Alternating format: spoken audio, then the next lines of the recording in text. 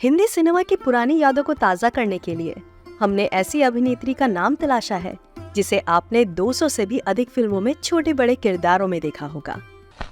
जहाँ पल पुष्कर इतनी बड़ी हुई, वो जगह हवेली की हवा खाते ही नरक बन गया। महान कलाकार के.एन. सिंह की बिन ब्याही पत्नी के रूप में इन्हें लोग जानते होंगे, पर इनकी अभिनय प्रतिभा पर कोई चर्चा करना नहीं चाहता। इसलिए तो आप हमारे लोकप्रिय चैनल हिंदी रेडियो पर आते हैं। आपके साथ ऊपर जाओ, सारे कमरों में तलाशी लो और जिसके कमरे से इनकी चीजें निकले तो मैं इसकी हड्डी पसली तोड़ दूंगा। प्रारंभिक काल में उन्हें परवीन पाल इस नाम से पहचान मिली। 70 और 80 के दशक के बाद उन्हें परवीन पॉल कहा जाने लगा। उनका जन्म 23 जुलाई 1925 को कोलकाता में हुआ। वो बचपन के दिनों से ही पढ़ाई लिखाई में होशियार थीं।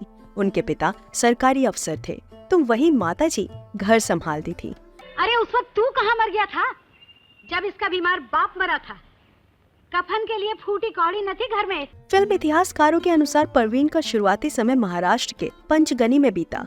वहीं उनकी मुलाकात हिंदी सिनेमा के महान खलनायक के.एन. सिंह से हुई, जिनके कारण परवीन पॉल फिल्म जगत का हिस्सा बनी। इतना तो पक्का है कि के.एन. सिंह और खुद परवीन की शादी हो चुकी थी। तुझे तो सारी दुनिया कलाकार नजर आती है। मैं तेरे लिए वर ढूंढती फिरती हूँ और तेरी कला ने मेरे नाक में दम कर रखा है। परवीन पॉल के फिल्म करियर पर बात करें तो उन्होंने बड़े किरदार निभाए नहीं। 50 के दशक में फिल्मों में उनका योगदान ज्यादा रहा नहीं। देवानंद की फिल्म जिद्दी में उन्होंने सबसे पहले काम किया था। इसमें भी वो सिर्फ कुछ सेकंड के लिए दिखाई देती हैं। ज़बान तो देखो कैसी गतरनी से चलती है। क्या नहाने जा रही हो लता दीदी? हाँ। इस फिल्म के बाद 1953 में नौलखा हार रिलीज हुई। इसमें भी उन्होंने कोई खास कारनामा करके नहीं दिखाया।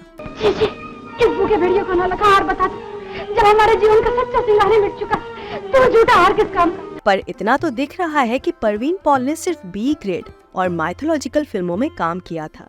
कुछ समय के बाद उनकी उम्र बढ़ने लगी तो उन्हें माँ और भाभी के किरदार मिलने लगे। लेकिन उनकी सबसे अच्छी फिल्म का नाम क्या है, ये आपको कमेंट बॉक्स में बताना है।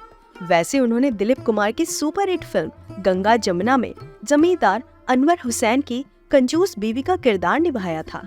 जी की सगी वो क्या देख रही? मैं तो भगवान के मंदिर में सोने का कलश चढ़ाऊंगी जो उन्होंने तुझ जैसी। इस फिल्म के हिट होते ही उन्हें उस प्रकार के अन्य किरदार मिले। एक फूल दो माली फिल्म में उन्होंने ब्रह्म भारद्वाज की बीवी का किरदार निभाया था। ये क्या किया तुमने? अब इसका यही इलाज है। जानबूझ के मौत के मुंह में ढकेल रहे हो। जिंदगी लाने के लिए भेजा। परवीन पॉल के पूरे फिल्म करियर पर नजर डाली जाए तो पता चलता है कि उनका स्थान एक्स्ट्रा पर मुख्य कलाकारों में था। इसलिए उन्होंने लगभग 200 से भी अधिक फिल्मों में काम किया था। देखा, वो कल मुझे राधा के बच्चे को अपनी गोद में लिए हुए था। मैंने खुद देखा। लेकिन तुम के.एन. सिंह से उन्हें एक बेटा विभूषण सिंह पॉल हुआ, जिसकी परवरिश परवीन पॉल ने अकेले रहकर की। मजहर खान द्वारा बनाई हुई 1983 की चर्चित फिल्म बॉम्बे फैंटेसी में विभूषण ने काम किया था। बॉम्बे फैंटेसी भारत की पहली अडल्ट फिल्म थी जो कभी रिलीज हुई नहीं। फिल्म जगत में हुए कुछ किस्सों के कारण विभूषण को दुबई बसना पड़ा। आज कभी कभार वे भारत आते हैं, पर ज्यादा दिन रुकते नहीं। 80 के दशक में विभूषण द्वारा कार एक्सीडेंट हुआ था, जिसमें किसी एक इंसान की मौत हुई थी। कोर्ट में ये केस 26 साल तक चला। परवीन पॉल की आखिरी फिल्म आखिरी संघर्ष 1997 में रिलीज हुई थी। में काम आता था और तुम सब खड़े हमारी तबाही का तमाशा देख रहे हो। अरे कुछ तो करो।